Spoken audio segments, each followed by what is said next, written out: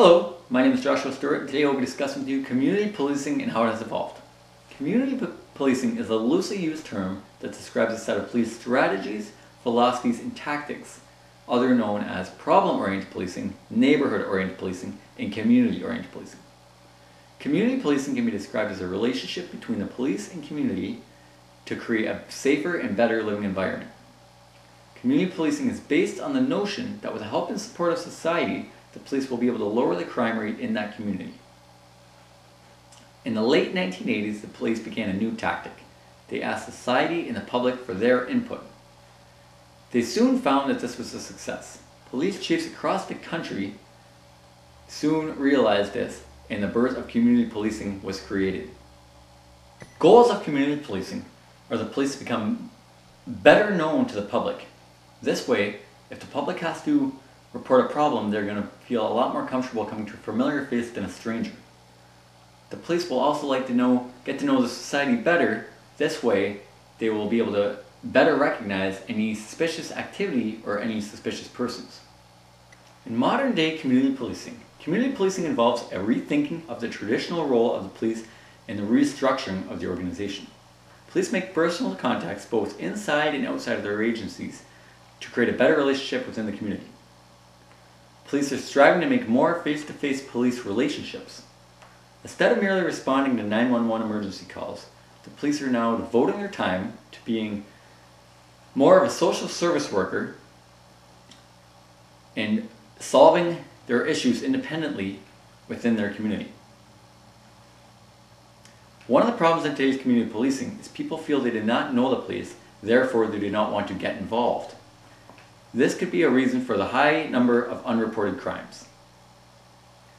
There are three components to community policing: community partnerships, organizational transformations, and problem solving.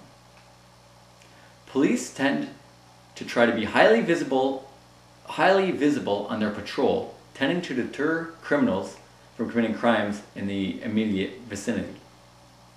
Community policing sends from a view of police as a multifunctional social service agency. Community policing is rooted on the belief that the traditional officer on the beat will bring the public and the police closer together.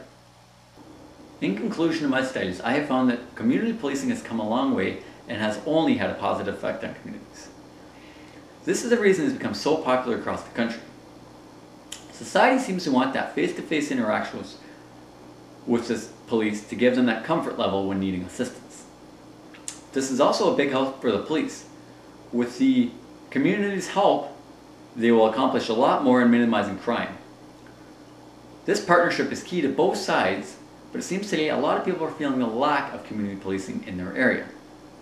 Could the feeling of not being as close to the police as they were once be because of the population growing?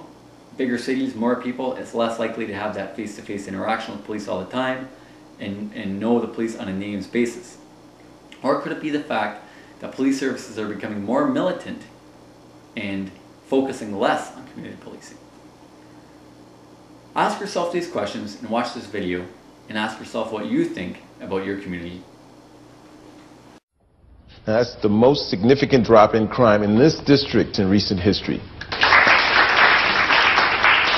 We still got some hard-looking boys out on them streets. And Sergeant, you know them little mini motorcycles? They're keeping me up at night. We're working on that. Look, I have been living in this part of the city my whole life, and I can tell you something. We weren't any angels when we were kids. And those hard boys you're talking about, half of them, they just playing gangster. They ain't no different from what we were. Shirts and drawers a little longer is all.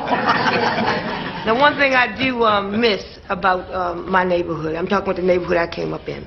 See, we knew the police. See, we had a white police officer. Our house was on his beat, on his foot beat. And he would be sitting out talking to my mother damn near every night. I mean, just sitting out on her stoop, just talking. And I'm telling you that this man, his name was Frazier O'Leary. You know, he even knew my grandmother by name. Yes, you know. ma'am. Let's move on to the tip line information. I'm so sorry, baby. I'm real sorry, but I was not finished. You see, and I'm going to tell you something. I have not seen that face-to-face policing in a long while, in a very long while, until last week. A young officer, black officer, came by my stoop. I was sitting out, gave me his card. His name is Reggie Ballard, is his name. Right? And he sat and he talked to me. We just talked. And see, now I know his name and face, and he knows my name and face. You see? And I'm going to tell you something. That is how it should be.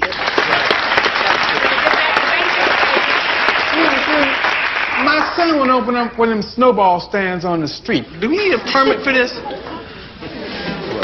Snowball stands are not. You ever seen a West Side community meeting like this one? In fact, the folks downtown at Minor Privileges tell me that stands aren't allowed in the city right away at all. Now, they do say it's possible to have a snowball stand behind. To further my thoughts on this topic, I feel I can relate to this video in many ways. I can remember as a child growing up, my parents and myself would know many officers in the area. This gave me a very safe and comfortable feeling. I felt then more officers were more approachable and would go out of their way more to meet you and get to know you. I do not see this in today's society, and I think a stronger sense of community policing would go a long, long way. How do you feel about community policing in your area?